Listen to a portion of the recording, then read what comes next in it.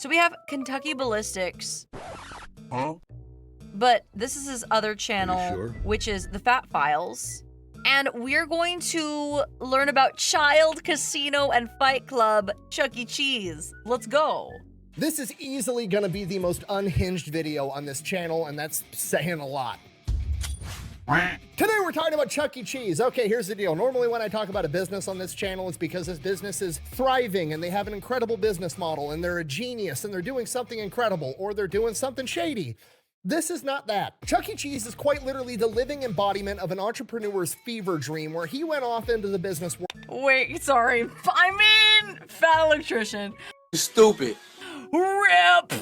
Rip, guys, I know what I'm talking about. You sure about that? I know words. I know what I got. Editors, help me out here. Editors! Who's in charge of this video? It's been a long day, guys. World made so much money that he could then just cash out, retire. He had enough money forever, but he had so much left over on top of that that he could just start doing dumb shit with it. And that's how Chuck E. Cheese came to be. And we're going to talk about it right after a word from our sponsor. DeleteMe. What are you doing with my suppressed shotgun? I put a knife on it. For what? Oh. Sourdough. You put a bayonet on a suppressor for sourdough bread. Why? It's America. The logic's impeccable.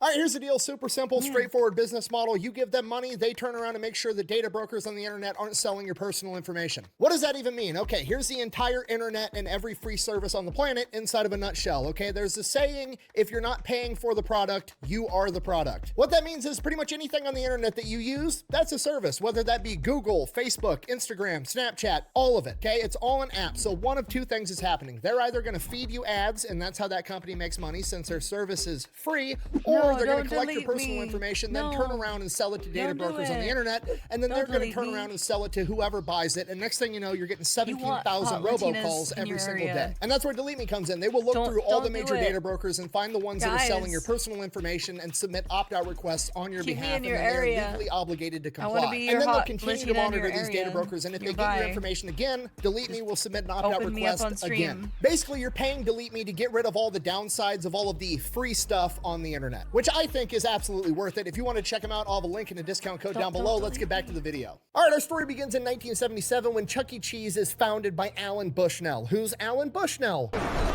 The guy that founded Atari, basically the godfather of video games, okay? If you're not picking up what I'm putting down, I'm trying to tell you, he's got a lot of money. And if you listen to him tell the story, he's got, you know, the typical entrepreneur story where he noticed a gap in the market, he had a brilliant idea, he executed on it and made a business. The summary of that story is basically he, you know, founded Atari, was running this big company, they were making arcade games, they were selling them to arcades, and the arcades were making a ton of money with all the quarters that were coming in, so he's like, okay, well, obviously we should start having our own arcades, and then he had the idea of pairing it with food, and he went with pizza because it takes a while to prepare. It's kind of hard to fuck it up, you know what I mean? It's bread, sauce, cheese, and meat that's already pre-cooked. You throw it on top, throw it in the oven. So he's gonna have an arcade where people come in, they order a pizza, they're sitting there for 20, 30 minutes waiting for the pizza to get done, and they play at the arcade in the meantime. I know what you're thinking, fat electrician, that sounds like a pretty good business model to me. Why is it an entrepreneur's fever dream? And it's because everything after the inception of the idea is not even fathomable to anybody other than a man that's already worth tens, if not hundreds of millions of dollars and does not give a single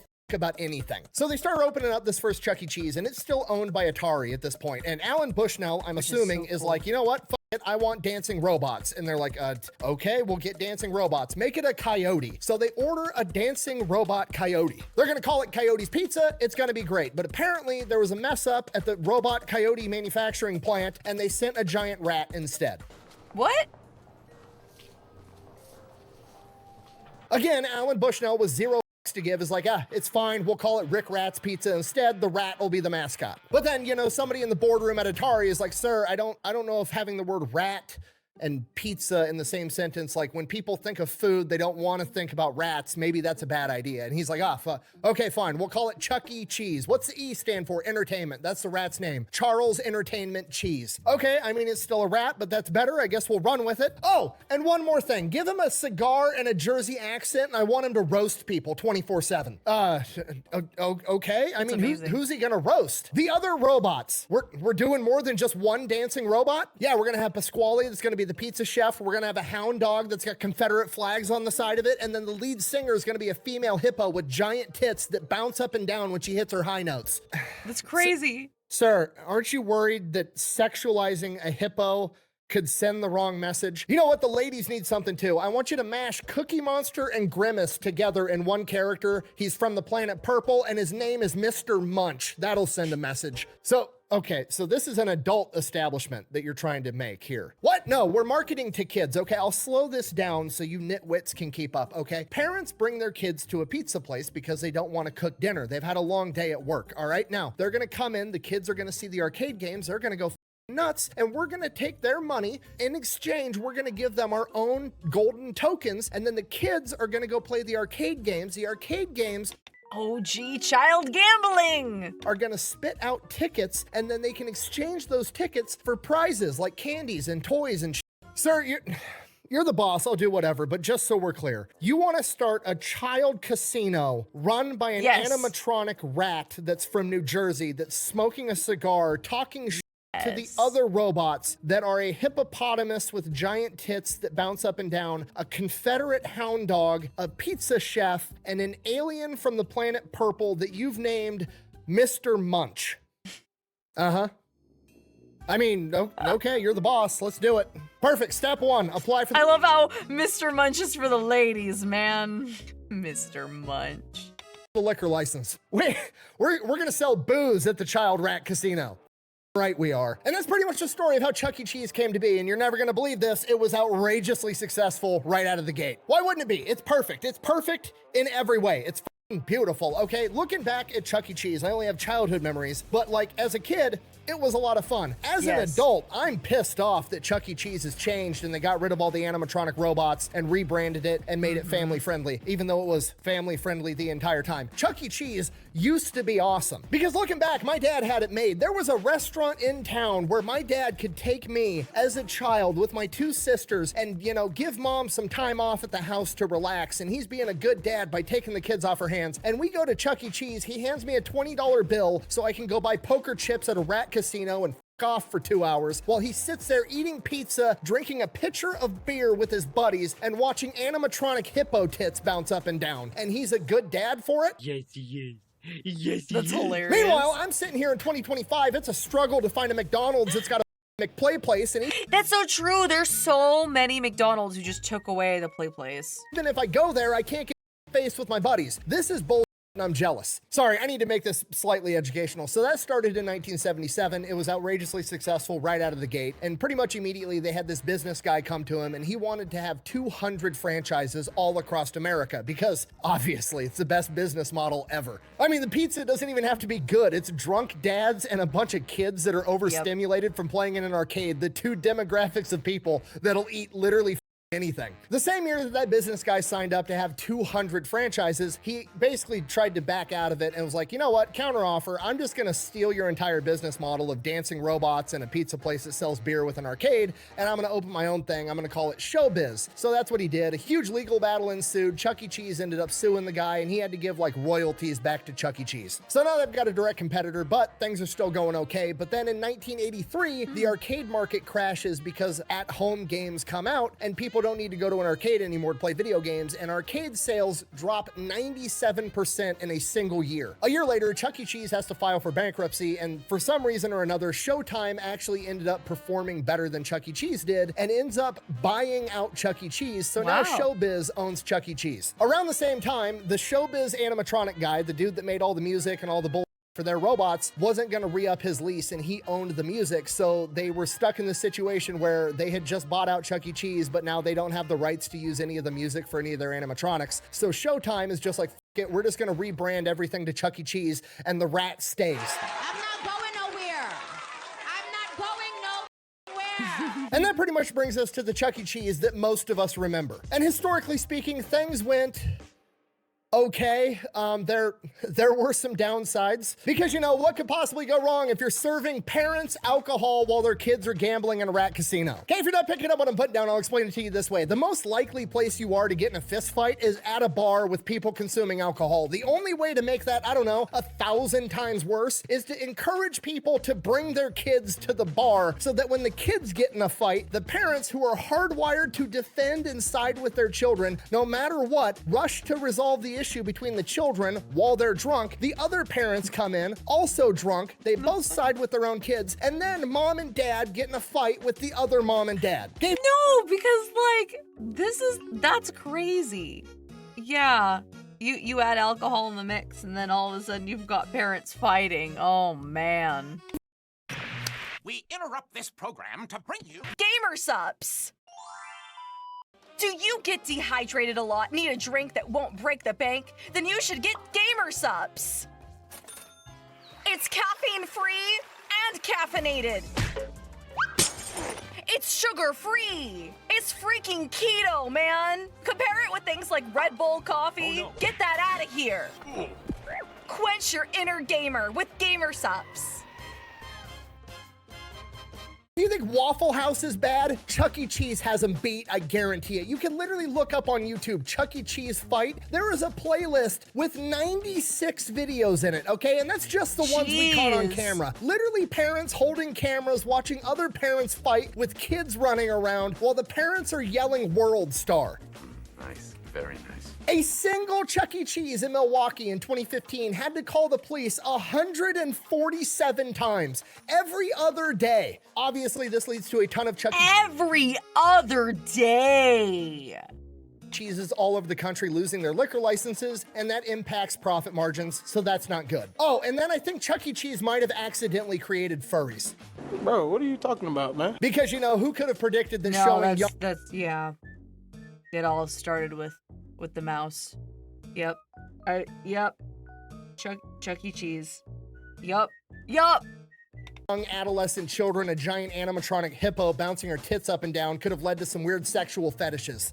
Look at us. Look at us. Who would have thought? Not me. The kids grow up seeing that, they want to work at Chuck E. Cheese when they're in their teenage years, then they get to be the mascot, and then things just spiral from there. And that's not just me hypothesizing. The founder, Alan Bushnell, literally said it. You can't imagine the weird things that people do from inside of a Chuck E. Cheese costume.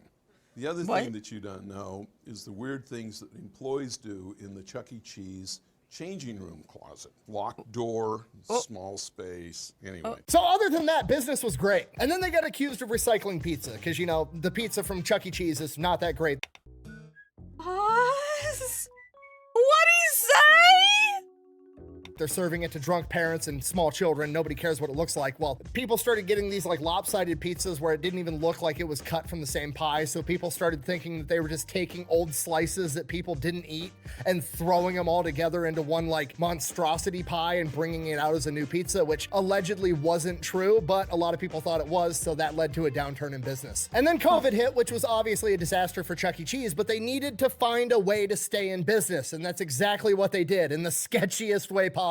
As I'm sure you can imagine if you lived through it, food delivery services were basically like born and thrived under COVID. DoorDash, Uber Eats, Grubhub, all that bullshit. So Chuck E. Cheese started offering their pizza to get delivered to your house, but nobody on the planet would ever order a pizza from Chuck E. Cheese to get delivered to the house. It breaks the entire business model. It's not good pizza. Nobody wants that shit. So they're like, okay, what's the problem? Everybody knows our pizza sucks. We're just gonna come up with a different name. We're gonna have all these food delivery services list our restaurant as Pasqually's Pizza. You know, the animatronic pizza chef. It's Pasqually's Pizza. So people started ordering from Pasqually's Pizza. Sounds Italian, probably local, want to support local business. It's probably going to be great pizza. And then they were getting Chuck E. Cheese pizza delivered to their house. Guess who just ordered from your favorite pizza place, Alfredo?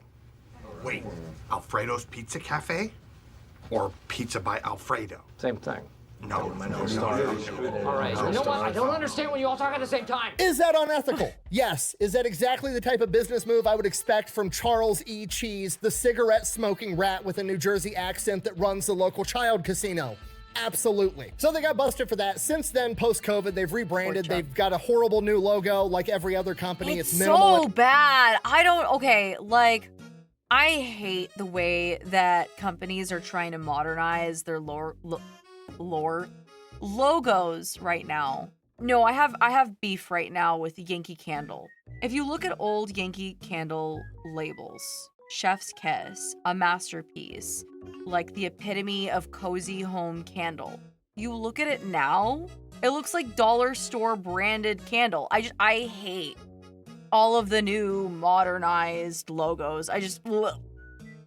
It looks like it's off word clip art. They've also taken out all the animatronics because apparently the kids don't like animatronics anymore, okay? They've ruined Chuck E. Cheese, okay? Every Chuck E. Cheese should have been turned into a national park and bought by the US government and preserved for mankind. Okay, I'm pissed. I don't give a shit if the kids don't like animatronics. Them kids. Chuck E. Cheese was for me, the adult, okay? I got cheated out of it in my adulthood. Had it in my childhood, I want it in my adulthood too. Oh, fat electrician just wants to get in a fist fight at Chuck E. Cheese. Yes, absolutely, I do, okay? Nothing would make me happier than knowing on my deathbed that I'm gonna pass away soon and my sons are gonna be at my funeral after putting me in the ground, drinking a beer together, reminiscing on all the memories they had with me, and one of them is gonna look at the other and go, you remember that time Dad got in a fight at Chuck E. Cheese when so-and-so tried to steal your tickets? Yeah, I do. That would be awesome. That's a core memory that everybody should have. Okay, that's it. There's no point to this video. There's nothing to be learned. It's not a brilliant business model. It's just, I wanted Chuck E. Cheese to exist. I was mad that it didn't. I looked into it and realized that it was crazy that it ever existed. It's literally a fever dream by some dude that had you money and made a childhood rat casino, literally adolescent Las Vegas, where the parents could get drunk and get in fistfights, okay? Unpopular opinion. Okay, honestly, pause. You know what I think would just be so much better? Is if Dave & Buster's, which Dave & Buster's is really good, if Dave & Buster's adopted in animatronics with the purpose of being with like horror established lore. Due to like all the FNAF craze, I feel like that would make so much money if they had like little animatronic shows with unhinged bits that reveal, you know, that the characters are actually scary or whatever it is. So anyway, I just think it'd be so cool. I think Chuck E. Cheese needs to quit trying to be a family-friendly establishment. They need to start reopening Chuck E. Cheese's with all the animatronic robots, complete throwback to the 80s and 90s, and they need to open them up in states that have mutual combat laws, okay? Mutual combat laws are incredible. It's literally, if you bump into a guy at the bar and say, hey, do you want to take this outside? And you guys go outside and beat the hell out of each other, nobody has any legal repercussions because you were both consenting to that fight. Open up Chuck E. Cheese's in all of these. Okay, when I was a kid, I used to live in Washington, and Washington State specifically. They had this place, it was like really unique to the area. It was called Pizza and Pipes, and it was like the coolest freaking place ever. So it was kind of like a Chuck E. Cheese. They would have like a Barney mascot that walked around and like a few other characters and stuff. You know, I don't think it was like actually licensed with those characters and everything, but they had like suits and stuff.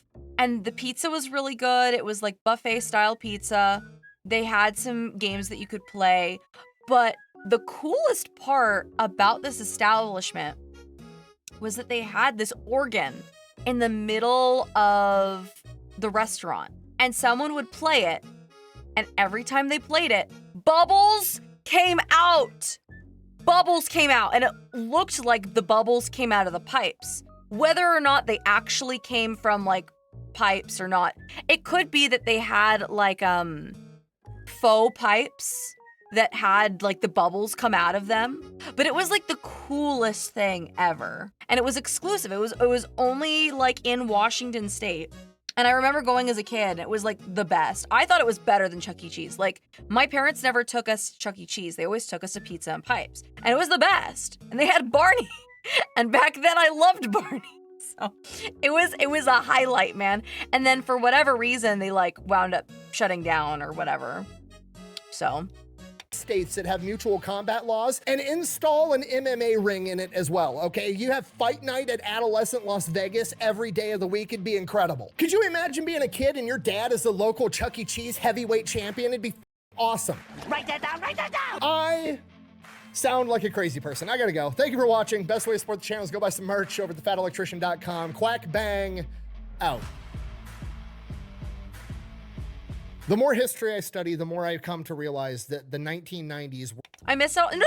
I went to Chuck E. Cheese as a kid. I still went to like friends' parties. I remember I had one of my cousins have one of her birthday parties at Chuck E. Cheese. My parents just personally didn't take us to Chuck E. Cheese. My dad always hated the pizza. And that was the biggest qualm that my dad had. He was like, I don't want to go to Chuck E. Cheese. Their pizza sucks. And that was just the end of it. Were the peak of human civilization. We will never be that great. Never again. Anyway.